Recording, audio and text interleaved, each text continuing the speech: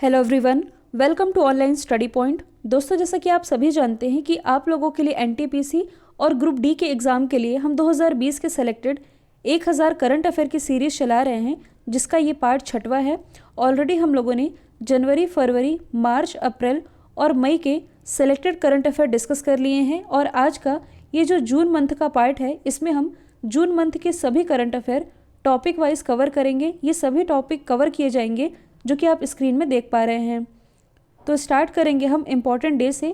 सबसे इम्पॉर्टेंट है 5 जून, क्योंकि इस दिन मनाया जाता है विश्व पर्यावरण दिवस, जिसकी थीम थी टाइम फॉर नेचर। 7 जून को मनाया जाता है विश्व खाद्य सुरक्षा दिवस, जिसकी थीम थी फूड सेफ्टी एवरीवन्स बिजनेस। 8 जून को मनाया जाता है वर्ल्ड ब्रेन ट्यूमर डे। और क्या मनाया जाता है? World ocean day. 14 जून को मनाया गया विश्व रक्तदाता दिवस, जिसकी थीम थी सेफ ब्लड सेव लाइव्स। 20 जून को मनाया जाता है विश्व शरणार्थी दिवस, जिसकी थीम थी एवरी एक्शन काउंट्स।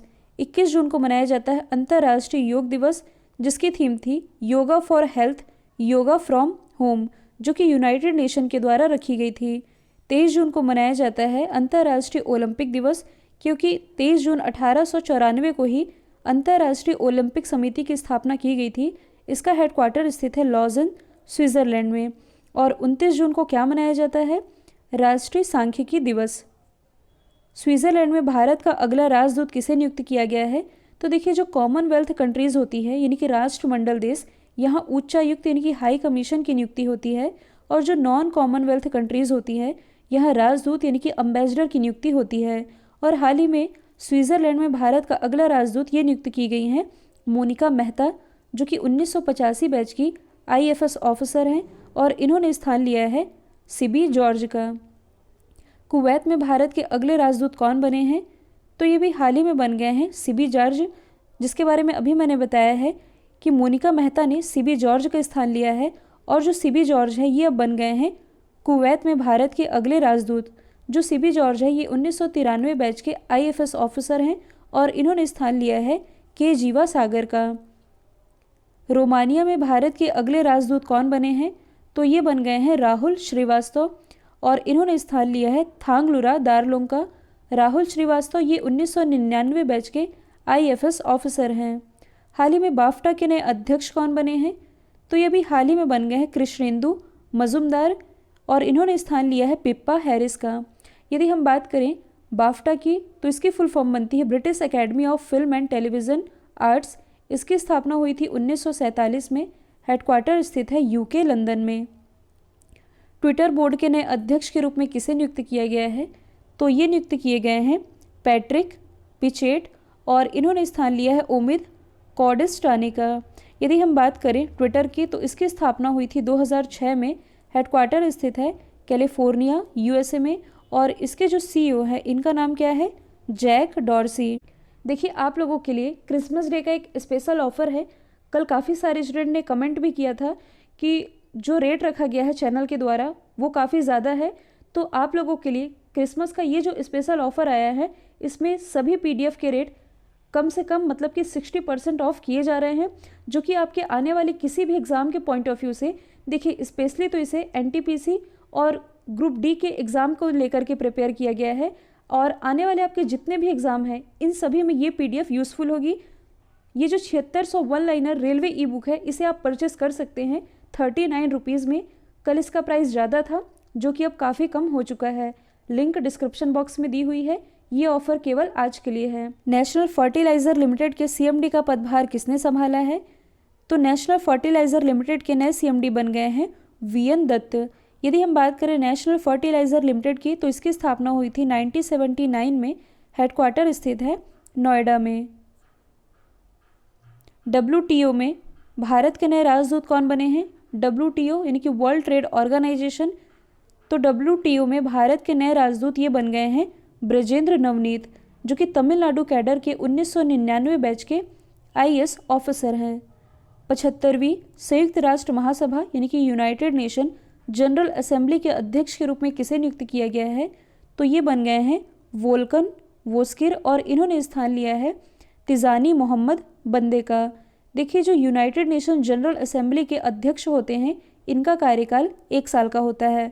मतलब कि वोल्कन वोजकिर ये 1 साल के लिए नियुक्त हुए हैं। BMW इंडिया के नए अध्यक्ष कौन बने हैं? तो ये भी हाल ही में बन गए हैं विक्रम पावह। यदि हम बात करें BMW की, तो ये एक जर्मन ऑटोमोबाइल कंपनी है। उत्तराखंड क्रिकेट टीम के मुख्य कोच के रूप में किसे नियुक्त किया गया है?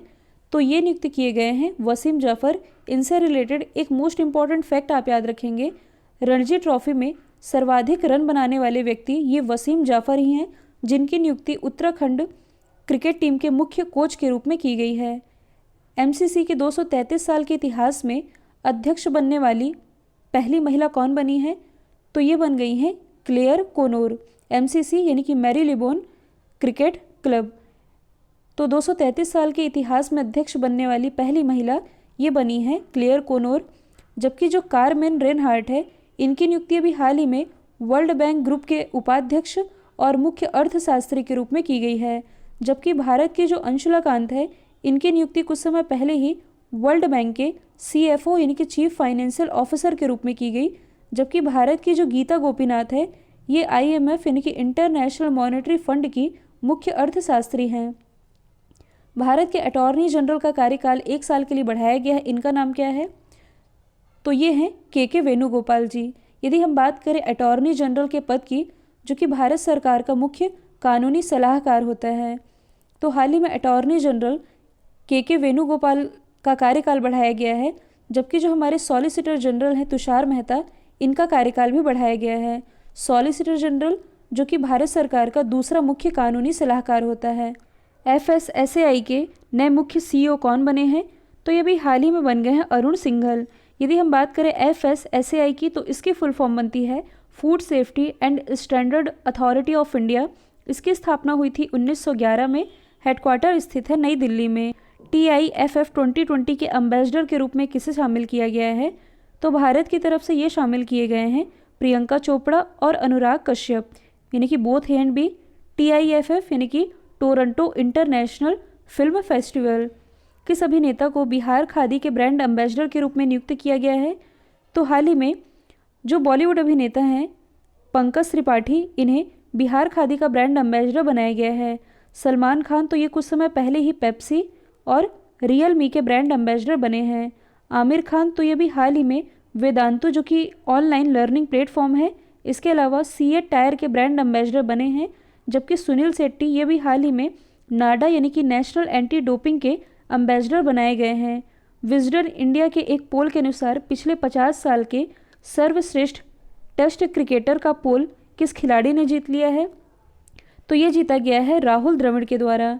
लीजेंड ऑफ सुहेलदेव किताब किसके द्वारा लॉन्च की गई है? तो देखिए, लीजेंड ऑफ सुहेलदेव किताब ये लिखी गई है दिग्गज राइटर अमीश त्रिपाठी जी के द्वारा। तो इसके राइटर होंगे अमीश त्रिपाठी जी। हाल ही में मी टू किताब किसके द्वारा लॉन्च की गई है? मतलब कि ये जो किताब है मी टू, ये किसके द्वारा लिखी गई है? इसके लेखक है करण पुरी। किस राज्य के सहारनपुर में 50 लाख साल पुराना स्टेगोडॉन प्रजाति के हाथी का जीवाश्म मिला है? तो ये मिला है उत्तर प्रदेश के सहारनपुर ज़िले में। देखिए, ये वही सहारनपुर ज़िला है जहां भारत के पहले मास के ATM की शुरुआत की गई है। जबकि भारत के पहले हेल्थ ATM की शुरुआत ये की गई है उत्तर प्रदेश के लखनऊ से। कैबिनेट ने किस एयरपोर्ट को इंटरनेशनल एयरपोर्ट का दर्जा देने की मंजूरी दी है? तो देखिए, हाल ही में उत्तर प्रदेश का जो कुशीनगर एयरपोर्ट है, इसे इंटरनेशनल एयरपोर्ट के रूप में मान्यता देने की घोषणा की गई है। नासा का मुख्यालय किसके नाम पर रखने की घोषणा की गई है? तो देखिए, नासा जो कि अमेरिकी स्पेस एजेंसी है, इसका नाम मैरी W जैक्सन के नाम पर रखने की घोषणा की गई है। इसकी स्थापना हुई थी 1958 में। हेडक्वार्टर स्थित है वॉशिंगटन DC में। पाकिस्तान में किस नाम से पहला हिंदू मंदिर बनाने की आधारशिला रखी गई है? तो हाल ही में पाकिस्तान में श्री कृष्ण मंदिर, मतलब कि ये पहला हिंदू मंदिर होगा जिसे बनाने की आधारशिला रखी गई है पाकिस्तान में। किस देश में भारत के बाहर दुनिया का पहला योग विश्वविद्यालय खोला जाएगा? तो भारत के बाहर दुनिया का पहला योग विश्वविद्यालय ये खोला जाएगा अमेरिका के लॉस एंजल्स में। ड्रोन से टिड्डियों को कंट्रोल करने वाला विश्व का पहला देश कौन बना है? तो ड्रोन से टिड्डियों को कंट्रोल करने वाला पहला देश ये बन गया है अपना देश भारत। मतलब कि इसका राइट आंसर हो जाएगा सी, जो ब्रिटेन है ये क्लाइमेट इमरजेंसी लागू करने वाला विश्व का पहला देश बना। जो न्यू है ये विश्व का पहला डार्क स्काई नेशन बन गया है। नासा ने पहली बार किस महिला को स्पेस फ्लाइट प्रोग्राम का प्रमुख नियुक्त किया है? तो नासा, जो कि अमेरिका की स्पेस एजेंसी है, इसके द्वारा कैथी ल्यूडर्स को स्पेस फ्लाइट प्रोग्राम का प्रमुख नियुक्त किया गया है। अमेरिकी सैन्य अकादमी से स्नातक की उपाधि प्राप्त करने वाली पहली सिख कौन बनी है? तो ये भी हाल ही में बन गई हैं, अनमोल नारंग। भारत के किस शहर में कोरोना वायरस रोगियों के इलाज के लिए रेलवे का पहला आइसोलेशन कोच लगाया गया? तो ये लगाया गया है दिल्ली में। दिल्ली, जो कि यमुना नदी के किनारे बसी हुई है, यहाँ के मुख्यमंत्री हैं अरविंद केजरीवाल जी। एलजी, तो ये हैं अनिल बैजल। वृक्षारोपण नीति लागू करने वाला भारत का पहला यूटी ये दिल्ली ही बना। साथ ही भारत का पहला प्लाज्मा बैंक ये भी दिल्ली में ही स्थापित किया गया है। कौन सा छात्रावास, मतलब कि कौन सा राज्य छात्रावासों के लिए आईएसओ सर्टिफिकेट प्राप्त करने वाला देश का पहला राज्य बन गया है? तो छात्रावासों के लिए आईएसओ सर्टिफिकेट प्राप्त करने वाला पहला राज्य बना है ओडिशा, जबकि हाल ही में ओडिशा की जो राजधानी भुवनेश्वर, इसे आईएसओ सर्टिफिकेट मिला था, यानी कि इंटरनेशनल स्टैंडर्ड ऑर्गेनाइजेशन, और आईएसओ सर्टिफिकेट प्राप्त करने वाला पहला शहर ये बना भुवनेश्वर। मेरियाना ट्रेंच तक पहुंचने वाली पहली महिला कौन बनी है? तो मेरियाना ट्रेंच तक पहुंचने वाली पहली महिला ये बन गई हैं कैथरीन डी सुल्विन। मेरियाना ट्रेंच, जो कि विश्व का सबसे गहरा गर्त है, जो कि स्थित है पैसिफिक ओशन यानी कि प्रशांत महासागर में। किस स्टेशन में भारत की पहली टिकट चेकिंग मशीन की शुरुआत की गई है? तो इसकी शुरुआत की गई है रेलवे स्टेशन, मतलब कि नागपुर के रेलवे स्टेशन से। नागपुर, जिसे संतरा नगरी के नाम से भी जाना जाता है। कर्नाटक के किस रेलवे स्टेशन पर, मतलब कि किस स्टेशन पर दुनिया का सबसे बड़ा प्लेटफॉर्म बनाया जा रहा है? तो ये बनाया जा रहा है हुबली स्टेशन पर। अभी तक यदि देखा जाए तो दुनिया का सबसे बड़ा रेलवे प्लेटफॉर्म ये है उत्तर प्रदेश का गोरखपुर, और अब ये बनाया जा रहा है कर्नाटक के हुबली स्टेशन को। किस राज्य ने शहरी गरीबों के लिए मनरेगा पहल की शुरुआत की है? तो मनरेगा पहल की शुरुआत शहरी गरीबों के लिए की गई है झारखंड गवर्नमेंट के द्वारा। झारखंड की राजधानी है रांची। हाल ही में, मतलब कि इसी साल, झारखंड के नए मुख्यमंत्री भी बनाए गए हैं। इनका नाम है हेमंत सोरेन। और मधुमक्खी पालन को बढ़ावा देने के लिए मीठी क्रांति योजना की शुरुआत ये झारखंड गवर्नमेंट के द्वारा ही की गई है। मुंबई में आईसीयू बेड और वेंटिलेटर की जानकारी देने के लिए कौन सा मोबाइल एप्लीकेशन लॉन्च किया गया है? तो कहने का मतलब ये है कि मुंबई में कितने आईसीयू बेड और वेंटिलेटर खाली हैं, इसकी जानकारी ऑनलाइन प्रोवाइड कराने के लिए एयरवेंटी मोबाइल एप्लीकेशन लॉन्च किया गया है। किस राज्य में श्रमिकों को मुफ्त चावल देने की घोषणा की गई है? तो श्रमिकों को मुफ्त चावल देने की घोषणा की गई है मिजोरम गवर्नमेंट के द्वारा। मिजोरम से रिलेटेड एक फैक्ट आप याद रखेंगे, अभी हाल ही में जो इंडिया हैप्पीनेस रिपोर्ट रिलीज़ की गई, इसके अनुसार जो मिजोरम है ये भारत का सबसे खुशहाल राज्य है। किस राज्य ने महापरवाना योजना की शुरुआत की है? तो महापरवाना योजना की शुरुआत की गई है महाराष्ट्र गवर्नमेंट के द्वारा। तो राज्य में नए उद्योगों को आकर्षित करने के लिए इसकी शुरुआत की है महाराष्ट्र गवर्नमेंट ने।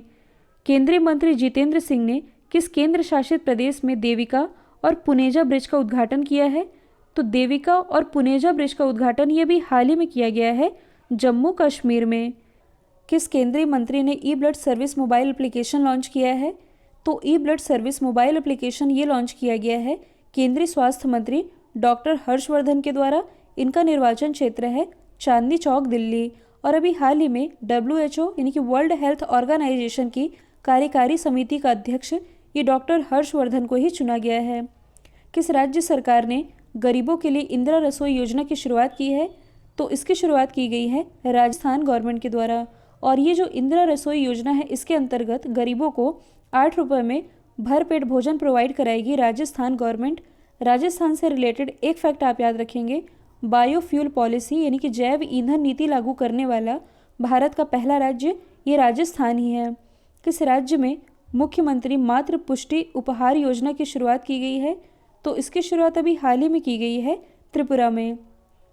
किस राज्य सरकार ने गोधन न्याय योजना की शुरुआत की है? तो इसकी शुरुआत की गई है छत्तीसगढ़ गवर्नमेंट के द्वारा। छत्तीसगढ़ में स्थित है अंबिकापुर, जहां भारत का पहला गार्बेज कैफे स्थापित किया गया है। साथ ही जो बीजापुर है, हाल ही में नीति आयोग के द्वारा जो आकांक्षी जिलों की लिस्ट जारी की गई, इसे टॉप किया था बीजापुर ने ही, जो कि स्थित है छत्तीसगढ़ में ही। अब देखिए स्टेट से रिलेटेड जो भी स्कीम है इसके बारे में मैं आप लोगों को डिटेल में इसलिए ज़्यादा नहीं बता रही हूँ क्योंकि ये उतना इम्पॉर्टेंट नहीं है। स्कीम वे ज़्यादा इम्पॉर्टेंट होती है जो कि केंद्र सरकार के द्वारा लॉन्च की जाती है। हालांकि दोनों ही इम्पॉर्टेंट होती है, स्टेट गवर्नमेंट की स्कीम और सेंट्रल गवर्नमेंट की स्कीम, लेकिन जो भी स्कीम स्टेट गवर्नमेंट जारी करती है इससे रिलेटेड केवल आप लोगों को की पॉइंट याद रखना है, जबकि वे सभी स्कीम जो कि केंद्र सरकार लॉन्च करती है इससे रिलेटेड A to Z चीज़ें आप लोगों को मालूम होनी चाहिए। हाल ही में किस IIT ने इंडियन रिसीवर चिप जिसका नाम है ध्रुव ये डेवलप किया है? तो ये भी हाल ही में डेवलप किया गया है IIT बॉम्बे के रिसर्चर के द्वारा। साथ ही कोरोना मरीजों को ट्रैक करने के लिए क्वारंटाइन मोबाइल एप्लीकेशन ये भी IIT बॉम्बे ने ही डेवलप किया था। कौन सा देश संयुक्त राष्ट्र सुरक्षा परिषद यानी कि यूनाइटेड नेशन सिक्योरिटी काउंसिल का अस्थायी सदस्य बना है? तो देखिए हाल ही में जो अपना देश भारत है ये यूनाइटेड नेशन सिक्योरिटी काउंसिल का 8वीं बार अस्थायी सदस्य बन गया है। तो दोस्तों ये थे जून मंथ से related top 50 important question. I hope ये वीडियो आप लोगों को पसंद आया है। इसका जो नेक्स्ट पार्ट है जिसमें कि हम जुलाई मंथ के सेलेक्टेड इंपॉर्टेंट करंट अफेयर को कवर करेंगे, तो इस सीरीज़ के साथ आप बने रहिए। वीडियो यदि पसंद आया है तो लाइक और शेयर करना बिल्कुल मत भूलिएगा। तो आज के लिए इतना ही। Thank you so much.